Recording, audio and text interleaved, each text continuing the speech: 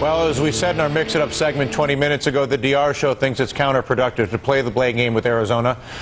In fact, I don't think it's much related. But Cenk Uygur in his daily rant says that you deserve blame if you profit from a climate of rhetoric that incites. Cenk, the floor is yours. Thank you, Dylan. Look, whenever I turn on the TV these days, I see one pundit or another telling me that both sides are responsible for the vitriol in this country and the violence that it has given rise to. That sounds so even-handed and objective, but it isn't. It's nonsense. Democrats and Republicans are not equally guilty for creating the climate that created the shooting in Arizona over the weekend. The Democrats got shot. They didn't do the shooting. I think there's a fairly large distinction. Some are now wondering whether the shooting was even political.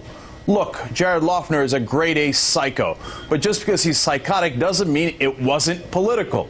You know what he called it in his notes? An assassination. He shot a politician in the head. It was political.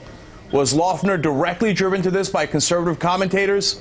Well, look, that's very hard to tell because it's hard to know what goes on inside that crazy mind.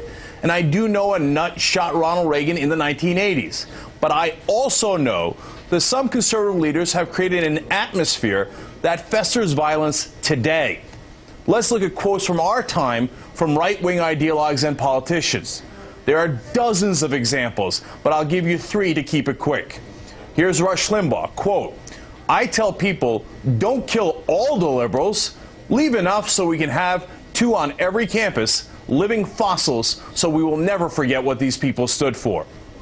This was what Sharron Angle said while running against the then Senate Majority Leader last fall. Quote, "If this Congress keeps going the way it is, people are really looking forward to those Second Amendment remedies and saying, my goodness, what can we do to turn this country around?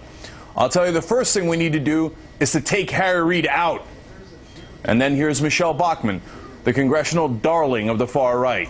Quote, "I want people in Minnesota armed and dangerous on this issue of the energy tax because we need to fight back. Thomas Jefferson told us having a revolution every now and then is a good thing. And the people, we the people, are going to have to fight back hard if we're not going to lose our country." Look, it's one thing to say that the other side is ruining our government or even our way of life. Both sides do that all the time. And Obama did once say at a political rally to not bring a knife to a gunfight. So sure, both sides talk. I often talk about political warfare myself. But it's another thing to say, pick up your guns and do something about it. Liberals almost never say that.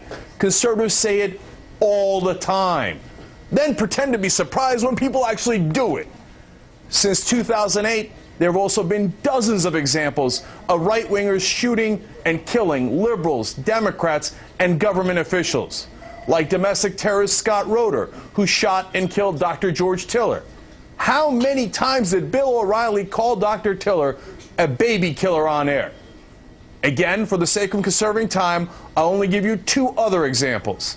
Byron Williams, after hearing Glenn Beck talk about the Tides Foundation and the ACLU, loaded up his car with a handgun and a long gun and set out to kill the people Beck told him were ruining the country. He got in a shootout with cops that resulted in 60 rounds being fired. But luckily, thanks to the good work of the police, never made it to the Tides Foundation, where he had planned to commit his massacre. Then there was this Jim Atkinson in Tennessee, who wanted to shoot all the liberals, but decided to shoot just the ones in a local church he considered to be too liberal. His reading list included the books of Sean Hannity and Bill O'Reilly. Taken individually, you can make a case that any of these guys are just mentally disturbed. Taken together, the pattern is obvious. Look, there will always be psychos among us, but conservative leaders are now ginning up their fear, anger, and paranoia and directing them toward their target, Democrats. These people have become hate-seeking missiles. They're looking for something and somebody to hate, and I think conservative talk show hosts give it to them. Finally, let me leave you with an apt quote from someone in Arizona who noticed the problem before the shootings even happened. She said about Sarah Palin's now infamous crosshairs map, quote, "The way that she has it depicted has the crosshairs of a gun sight over our district. When people do that, they have got to realize there are consequences to that." The person who said that was Gabrielle Giffords.